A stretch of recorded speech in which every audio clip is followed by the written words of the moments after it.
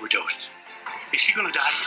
Charlie had a .357 Magnum. Was that found in the house? No, there were no guns in the house. I used to have this cop who would tie me to the bed, slice the backs of my knees. Somebody had to have known about the cash and gold in the safe. Hi guys, we have a very interesting movie today. Precious Mettle. Now, why haven't you heard about this one? Well, that's because it's a very new movie that just had its premiere last night, but by the time you see this video, it'll be a few days ago. So naturally, I just couldn't say no. Okay, so Precious Mettle. It tells the story of Frank, played by Paul Sorvino, who lets Judy, a heroin addict, played by Fiona Dourif, into his house.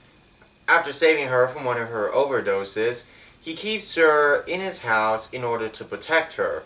They both have tragic backstories. Frank lost his wife and her daughter in a car accident, and she was raped when she was only a teenager. So now they are essentially trying to bond, and he tells her that Frank is Judy's father. Dun dun dun. Meanwhile, it's also a crime story with this guy named Charlie. This guy named Charlie gets murdered, and now there's like this whole investigation as to who killed him. So Frank is trying to bond with his long-lost daughter, and Frank's friend Charlie is murdered, and there's this whole investigation as to how, as to what happened. It's kind of like Traffic a little bit, but not that particularly special.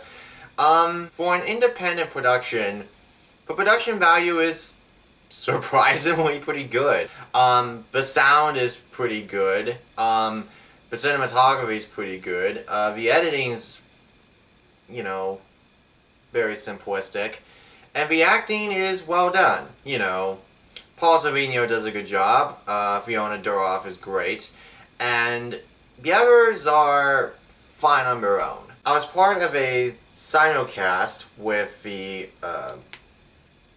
supporting cast members of the movie, not the main cast, but the supporting characters, and they really seemed to know what they were doing when they were making the movie, and congrats. And the money that went into the premiere of this movie actually went to helping people who have been abused, or things like that. So there were a few plot holes in the movie, but there wasn't really anything major that I could think of.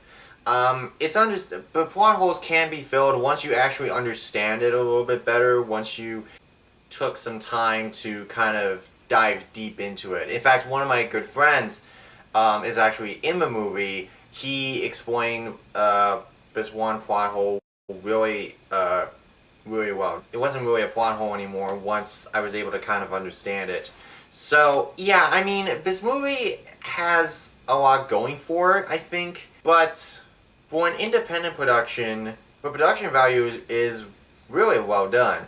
The story, I think, could have been ironed out a little bit better, but you can tell that its heart was in the right place, and thus it's acceptable.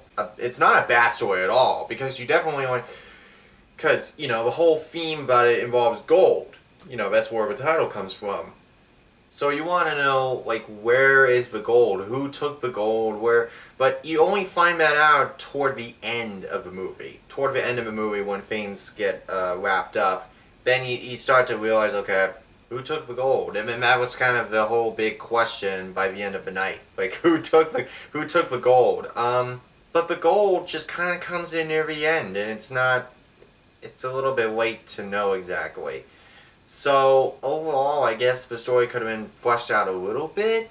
The way they shot the Chicagoland area is magnificent. And I really enjoyed it. It was cool. It was nice to see. I think it was very nice to see.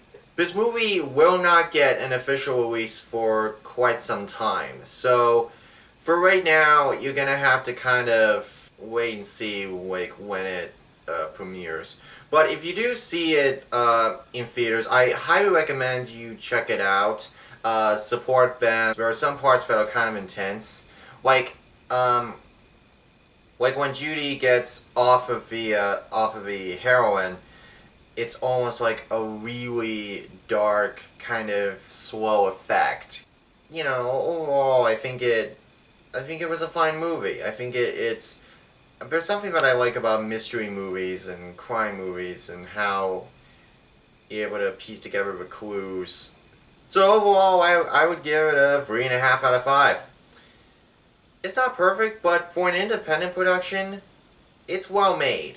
Its heart was in the right place, and on top of that, it was fine. I kind of liked it at the end of the day. When it arrives in theaters, whenever that may be, remember, keep an open mind.